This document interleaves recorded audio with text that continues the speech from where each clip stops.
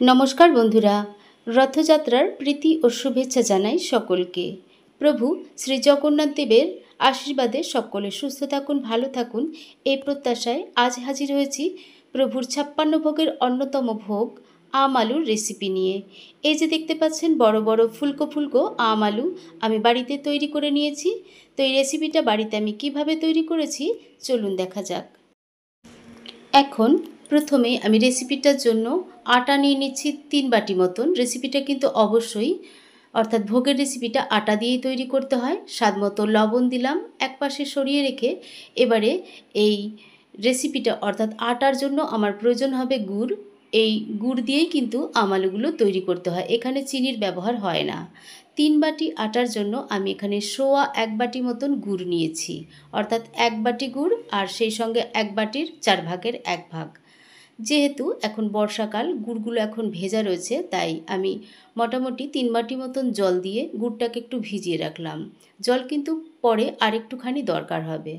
এক পাশে রেখে দিয়ে আমি প্রথমে এবারে একটু মশলা করে নেব এই আম আলুর জন্য। তার জন্য ছোট্ট 1 চামচের 1.5 চামচ মতন গোলমরিচ আর 3 চামচ মতন মৌরি নিয়েছি। আর নিয়েছি 2টো এলাচ, এটা বড় এলাচ, এর বীজগুলো আমি ছাড়িয়ে নিচ্ছি। তারপর একটা নোড়ার সাহায্যে প্রথমে একটু থেতো থেতো করে নেব, তারপর এটাকে বেটে নেব। তবে এটা কিন্তু খুব সুন্দর মিহি করে গুঁড়ো করা যাবে না, একটু আধা গোটা করলেই এটা কিন্তু ভালো হবে। মোটামুটি মশলাটা আধা গোটা করে বেটে নিয়েছি দেখুন। এবার যে আটা আমি নিয়েছি তার মধ্যে লবণ দিয়ে রেখেছিলাম, মশলাটা ছড়িয়ে আমি মিশিয়ে নিলাম। এক পাশে রেখে দিয়ে এবারে যে গুড়টা আমি ভিজিয়ে রেখেছিলাম সেটা একটু ছেঁকে নিচ্ছি। গুড় যদি আপনাদের কাছে ভালো থাকে তাহলে এত কিছু করবার দরকার নেই। এবারে অল্প অল্প করে গুড় জল দিয়ে ব্যাটারটা কিন্তু আমি করে নেব। মোটামুটি যতটা আটা দেবেন ততটা তো জল দরকার হবেই, তার থেকেও একটু বেশিই লাগবে। আর ব্যাটারটা তৈরি করবেন চটকে চটকে, একটু ফেটিয়ে ফেটিয়ে। দানা তো কোনো মতেই থাকা চলবে না। ফেটিয়ে করলে যেটা হবে আপনার আম আলুগুলো অর্থাৎ ভোগের যে রেসিপিটা তৈরি করবেন সেগুলো বেশ ফুলকো ফুলকো তৈরি হবে, নরম তৈরি হবে। এখন ঢাকা দিয়ে রেখে ব্যাটারটা তৈরি করে আধ ঘন্টা মতো আমি রেখে দিয়েছি। ফিরে এলাম আধ ঘন্টার পর। আম আলুগুলো ভেজে নেব, তাই সাদা তেল দিলাম কড়াইতে।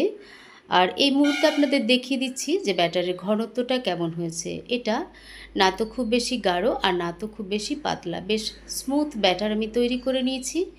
এবারে মোটামুটি একটু বেশি পরিমাণেই আমি ব্যাটার দেব কড়াইয়ের তেলে, যেহেতু আম আলুগুলো বড় বড় সাইজের করব। তেলটা মনে রাখবেন ধোঁয়া ওঠা গরম করা যাবে না, মোটামুটি মিডিয়াম গরম করে নিতে হবে।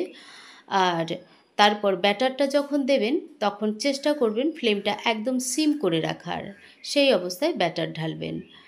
আর আম আলুগুলো অর্থাৎ ব্যাটার ঢেলে নেওয়ার পরেই কিন্তু উল্টাতে যাবেন না। যখন নিচে থেকে ছেড়ে আসবে তখন খুন্তি দিয়ে অল্প অল্প করে ওপর দিয়ে চাপ দিতে থাকবেন, দেখবেন আম আলুগুলো অল্পেতেই ফুলে উঠবে বেশ গোল গোল হয়ে। আসল কথা যেটা সেটা ব্যাটারটা তৈরি করবেন বেশ চটকে চটকে ফেটিয়ে ফেটিয়ে, তাহলেই কিন্তু প্রত্যেকটা আম আলু একদম ফুলকো ফুলকো তৈরি হবে। দেখুন কত সুন্দর ফুলকো ফুলকো তৈরি হয়ে গেছে। আর মনে রাখবেন খুব বেশি কড়া করে ভাজবেন না, যেহেতু এতে গুড় দেওয়া আছে। যদি মনে করেন কড়া কড়া লাল লাল ভাজবেন তাহলে কিন্তু নামানোর কিছুক্ষণ পর এগুলো কালো কালো হয়ে যাবে। তো প্রথম আম আলু আমার তৈরি হয়ে গেছে, এখন আমি নামিয়ে নিলাম। পরের বারের ব্যাটারটাও আমি ঢেলে দিলাম।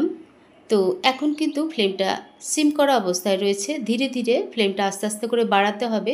তবে মিডিয়াম থেকে খুব বেশি কিন্তু বাড়ানো যাবে না।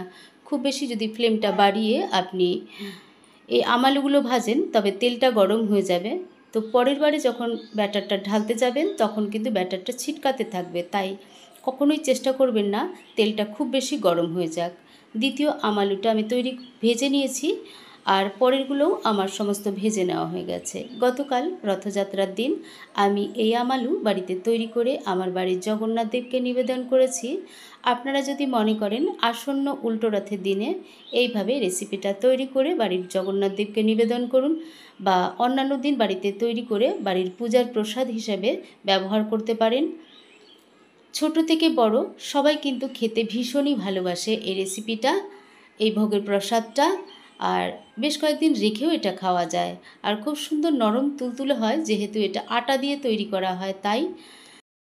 এতক্ষণ দেখলেন 56 ভোগের অন্যতম ভোগ আমালু রেসিপি। ভিডিওটা যদি ভালো লাগে তাহলে লাইক করবেন, শেয়ার করবেন, সাবস্ক্রাইব করে পাশে থাকবেন। আবার দেখা হবে নতুন কোনো রেসিপি নিয়ে। সবাই ভালো থাকবেন। ধন্যবাদ।